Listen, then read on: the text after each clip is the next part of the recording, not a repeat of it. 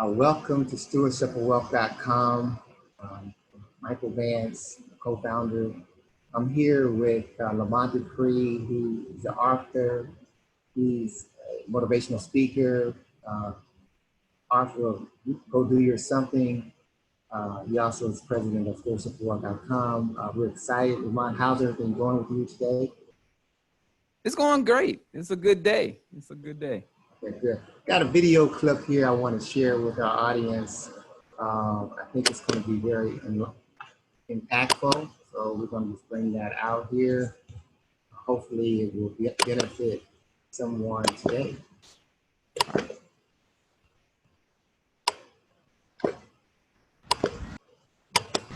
Good afternoon. It's that time of year again where I find myself doing a marathon of graduation ceremonies. I work with a lot of youth, and so, I try to get to as many graduation ceremonies as I can because I want to applaud them and encourage them as they hopefully keep going and progressing, but they've reached this milestone. And it's kind of cool because, you're in the arena and they call your name and everybody applauds, and then afterwards everybody's hugging you and saying how proud they are of you. And it's a real cool event. But then when I think about it, how much further could some of these young people have been had some of this concentrated praise been spread across several years of their lives? Yeah. Because unfortunately, the truth is that for some of these students, this might have been the first time they've heard somebody say, "I love you and I'm proud of you." For some of them, this is the first time they've been recognized for achieving something in a positive way. And, it would be kind of cool if, when they walked into a classroom where the teacher said, "You know what, I'm proud of you just for showing up." Or if they got home and they did their homework and their parent was able to say, "Listen, I'm glad you did your homework. I'm proud of you. I love you for doing those kind of things." If they moved their grade from a D to a C or a C to a B, and somebody was there to clap for them and say, "Man, that's a good job. Keep on going. We're proud of you. We knew you could do it." And then give them a set of balloons and even, took them out to eat. How cool would that be? But, graduation, as great as it is, it's just a day. It's just an hour or hour and a half, or for some graduations, it's 2 hours. But then you have your entire life to now live. And if this is the highlight of your life, which I hope it isn't, what is there left to look forward to? I'm hoping that, you're looking forward to your something. I'm hoping that as parents, you're encouraging your students to encourage them to pursue their dream and pursue their purpose for which they were born into this world. And so I'm hoping that as we are in this graduation season, that if we haven't been applauding them, we haven't been encouraging them, we haven't been their greatest cheerleaders up till now, let this be the start. Let this graduation season where we're now moving them forward be the start where we graduate to be a better cheerleader for our children. And where we as children, and as if we're the ones that's looking for that affirmation, that we begin to affirm ourselves and recognize that this is just a beginning, it's not an end. And so, you know what? Enjoy the graduations, enjoy the season, enjoy the applause, but make sure that you see it for what it is and keep moving forward, because your something is waiting. You were born into this world not just to graduate from high school, not just to graduate from college, but to make a difference in somebody's life. And your difference has to make a difference in this world. So keep it going. I appreciate you, love you. Congratulations, all the applause, all the congrats. We'll holler at you. You keep on doing your something. Great, Lamont, that was awesome. That was awesome. So you got these young people excited about graduating. How do they prepare for college? What's the steps they need to take if they're thinking about going to college? And what would you suggest to some young person, their parents? Well, man, that was an interesting video.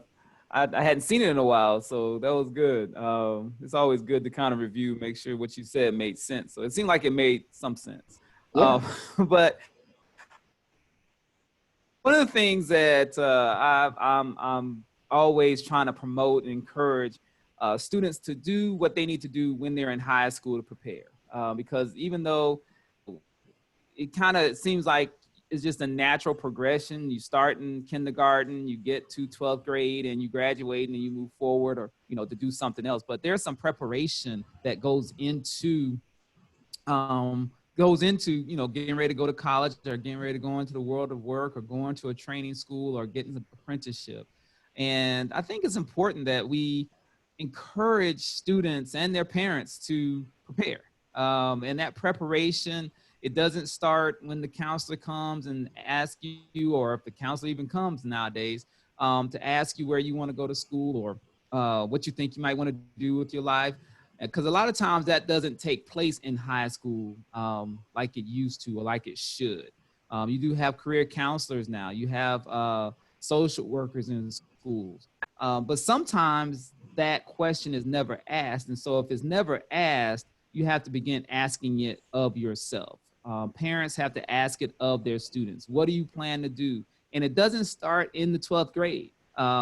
It starts back when they're in elementary school, and you're asking again in middle school, and you're asking again each year of high school, because you got to start thinking about what you want to do before you get to the point where you have to make that decision about school or trade school or whatever it is you want to do after graduation. So and a lot of times we kind of get into this mode where, elementary school and middle school don't count. It's only ninth grade, and you get that message. I know we used to get that message, well, all your grades didn't matter, up until you get to high school, because that's the only transcript that's sent to colleges. And that's not true. I mean, it's true that is a transcript that exists, but that's not, everything else doesn't not count. I know that's a whole mouthful of words, but they count. And so I think you got to make sure that preparation starts when that child is in elementary school, where you're encouraging them to be diligent in their schoolwork. You're encouraging them to make sure they're turning assignments in on time. You're encouraging them to be serious about what they're doing, whether it's learning their ABCs, or whether it's learning their times tables. It's a mindset that comes it's better to start setting that mind when they're younger than when they get older, because there's some habits that come from that consistency. Let me just jump in right quick. Go ahead. As you were saying, I was reflecting back on my children, 4 kids that I helped raise, and that is exactly what we did. We actually started in elementary school. And I had a coming to home Jesus conversation with them. I said to them, look, you're only going to be here temporary. This is your mother and our home. You're leaving. You're going to leave. And when you get 18, you need to know where you're going to go. Now, you can go to college. You start preparing for college. You can go to military. You can work. But you will leave. Just having those kind of conversations about what they want to do with their lives. Mm-hmm. And when they started middle school, every day they come up for work. Guess what are you preparing? Because you're going to be leaving. You're having that conversation. You can't stay here. This is not your home. You got to leave one day. And so they'll know I'm going to have to do something. That is this is the other side. So they'll begin to think about college, think about military, think about working, finding their something. And we were also a part of helping them discover their why as well. But that is important to constantly put that in their minds, so they'll know that there's a next step to this. There's a next phase. And that's important, because again, that you have to have those habits in that are coming up, and the habit of just making sure, again, you're turning things in on time, that you are serious about schoolwork. And I mean, there are going to be different phases, and not every child is going to fall into this mold where they are serious about school, and everybody has their own personality, their own character, and everybody's going to have something that they're going to have to go through. I think we talked in a earlier recording about your son and how he had to learn some lessons, and he's about to be a lawyer now, but he learned those lessons because they were instilled in him at a younger age, and he may not have acted on those lessons immediately, but he remembers them and they're there. And so when the time came for him to show up and for those lessons now to be relevant, they worked. And so you got to kind of plant those seeds, and then you pray that those seeds will come to fruition at the time that they need to. And a lot of people, you know, they go through their struggles, and you'll hear a lot of testimonies from even pastors and, you know, other leaders that they had to go through this rough road, this rough patch, until they actually were able to get to where they are and find success. And that's one thing that I would say, that it's oftentimes we try to shield our children from those struggles, and it's the struggle that provides the growth. You know, if they have an assignment due the next day and they only tell you the night before, well, I've got a science project that I've had, you know, 2 months to work on and it's due tomorrow, you don't jump in there and start hammering nails or putting wires together or planting seeds for them. You say, well, I'm sorry to hear that you waited so late. I hope you get some rest tonight. I'm going to bed, you know, because that's not your project. You have to allow them, and I use this term, you know, very intentionally. You have to allow them to fail, because it's through the failure that we grow. We don't grow when everything's great. We grow through failure. We grow through struggle. We grow through hardship. And if we're always saving them from the hardship, they don't grow, and they will be in your basement hanging out for the rest of their lives if you don't, don't teach them. Another thought came to my mind as you were talking about that. I think parents play a significant role too in making sure, like when my kids were in elementary school, middle school, I was a very active parent. So I actually picked my kids up from school every day, and I took them to school every day. And so before they got out the car, I would say, you know, what are you going to school to do? You're not going there to learn, to have friends. You're going there to learn. So I don't want to hear about your friends. You ain't got no friends. You're there to learn. School is about learning. I'll give them that message first.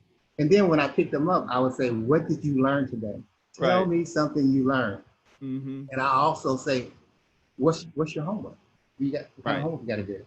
And so because I was there every day asking those questions, when parents are engaged, then the kids feel like, hey, somebody's holding me accountable to make sure I get it. And that starts early when they're in elementary, middle school, then they develop those habits. So when they're in high school, they can just take off, you know, they can spread their wings and fly. And it gets them in the habit of answering the question. And, you know, it's going to be a point where, you know, in elementary school, they're like, hey, yeah, we learned our ABCs and we learned this, but there was the pink and color. I learned our colors, and they'll talk about the bunnies and all this stuff. And there's going to come a time, you know, around about middle school, 8th grade, you know, getting to high school, where they don't want to talk to you. And that's okay. That is a normal progression. It's a normal thing to happen. And that doesn't happen in every household. But, you know, at least you're still showing an interest, even if they say, well, what'd you learn in school today? Nothing. What'd you learn in school today? Daddy, why are you always asking me that same question? And it's okay, you know, and as a parent, you have to be okay with, you know, the phase that they're in. And you don't allow them to be disrespectful, but you will give them their space, and you'll say, you know what, at least I'm asking. And and students will appreciate your asking, even if they don't show appreciation. My daughter, she continually tells me, Daddy, you know, my side of my friends don't want to hang out with their dad, and I want to hang out with you. And I'm like, I might be doing something, but I'm like, okay, that's fine. You're right. You know, but it's a process. And I think as a parent, we have to recognize our role. And like I said, you got to start earlier rather than later to instill those habits, so that they can see your interest and see, as you're emphasizing, even like I said, even if they don't have an answer, they know what the important stuff is for them to be getting in school. Yeah, another thought came to my mind too. It's okay for parents not to know everything. When my kids got into middle school, I remember my daughter asked me to help her with some of her math. And I said, hey, I got you. When I opened that book, I said, honey, I don't have you. You're going to have to ask your mom. I can't help you. This is how I don't know what to do here. And their mom had to help them because I had limited resources. So Right. sometimes you just don't have the gift or ability. These kids are learning some amazing stuff in middle school. I mean, college preparations, things that you just cannot deal with. So don't worry about it. Find somebody that can help them. Right. He'll hold them accountable for Right. what they have to do. Just because you can't do it doesn't mean that it still got to get done. Right. Know? And so, that's okay. Yeah, it's okay. Yeah, that is okay. okay. And so sometimes parents feel like they have to be able to understand everything their kids are going through. Be able to, you don't. Right. But you do need to care. You need to encourage them. If they need a tutor, you can find a tutor. Find someone that can help them in a church group, after school program. But there are other kids. And my question was, hey, if the other kids are getting it in school, you need to get it. The teachers not help you. Hey, if the other kids are learning from the school, you better learn just from that teacher as well. That's your job. Right. That's your job. So just being able to continue to encourage them on their path, that they can make it, that you're going to be there for them, and know that there's going to be accountability. So when parents are engaged, they're actively asking those questions, then that child realizes they just can't come home and not do what they need to do. Right. Right. And that's important. And, you know, we can talk about this again on another session, but it's important for you to know that your child is actually doing the work. And again, you know, they can have a choice. You know, they can choose to stay on their devices and their cell phones and do all the things that they think are important. But then when the time comes for them to turn in an assignment or to study for a test, if they haven't done it, you got to ask the question, well, what were you doing? And, you know, kind of hold them accountable. And there are certain times that you should, you know, be the parent and help them understand the importance of focusing on one thing, and perhaps take their device or have a rule in the house that you have you're not in the room studying with your cell phone, or you're not, watching television. That was one thing I know in my house. You know, I had to study without the television on. I couldn't, you know, because my parents were like, you know, I see your eyes, you know, get your eyes out of the TV, and, you know, because they were watching something. And they kind of made sure that, you know, I tried to have a right environment to learn. And so, you know, we've got to make sure that we are holding them accountable, but also giving that training to help them understand that there's a certain way and method to actually studying properly and allowing the information to move from short-term memory to long-term memory and all that kind of good stuff. So we've got to be diligent in terms of that preparation as well. That's good stuff, man. Well, listen, thank you again, Lamont Dupree, author of Go Do Your Something. We're going to build this video library with clips that are going to be able to help parents and students be able to navigate through finding their something. Again, my name is Michael Vance, co-founder of stewardshipofwealth.com, where we believe that if you earn $5,000 a year, if you earn $50,000 a year, or even $500,000 a year, you can become a better steward of your wealth. And we define wealth as more than just money. We define wealth as the time that you have. Are you spending your time more effectively, as well as your talents? And that's why we have Mr. Lamont Dupree talk about developing those talents, those gifts. You're something that gives you passion, that drives you.